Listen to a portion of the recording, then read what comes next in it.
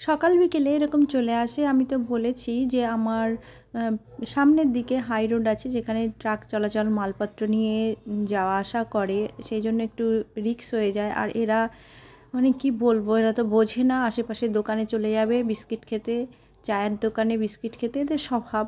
তো সে ঠিক আছে, কিন্তু আমি সবাইকে তো ডেকে ডেকে আনতে পারি না। ওরা রাস্তাতেই হয়েছে, রাস্তাতেই বাঁচে, রাস্তাতেই মরে যায়।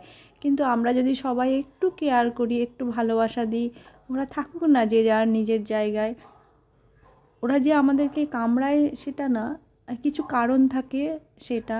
যারা অ্যানিম্যাল লাভার তারাই বোঝে যে এরা কেন কামড়ায়। হ্যাঁ, যারা অসুস্থ থাকে, পাগল একা হয়ে যায়, তখন সেটা আলাদা, কিন্তু সচরাচর এরা কামড়ায় না। আমার তো মনে হয় না, কারণ আমি এত বছর ধরে, আজ থেকে না, ছোট্টবেলা থেকে এদের সাথে পরিচিত। আর ডগ লাভার হতে গেলে যে ব্লাড রিলেশন থাকে, ব্লাড রিলেশন বলতে বাবা মাও ডগ লাভার হতে হবে তবে যে তার সন্তান হয়, আমি কিন্তু তা না, আমার পুরোটাই বিপরীত। আমি তার জন্য একা থাকি আর এদেরকে ভালোবাসি। তোমরা তো ভাবলে তোমরা অবাক হয়ে যাবে।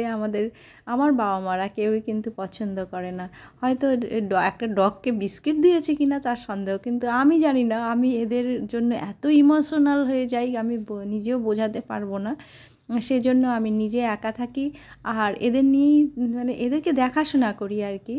অবশ্যই যারা ডগ লাভার তারাই আমার বাড়িতে আসে, আর আমি তাদের সঙ্গে বন্ধুত্ব করতে ভালোবাসি। ফেসবুক বলো, ইউটিউব বলো, আমি বারবার বলি যারা ডগ লাভার মানে অ্যানিম্যাল লাভার তারাই আমার চ্যানেলে এসো, ভালোবাসা দিও, অবশ্যই সাবস্ক্রাইব করো, অন্যরা কিন্তু এসো না।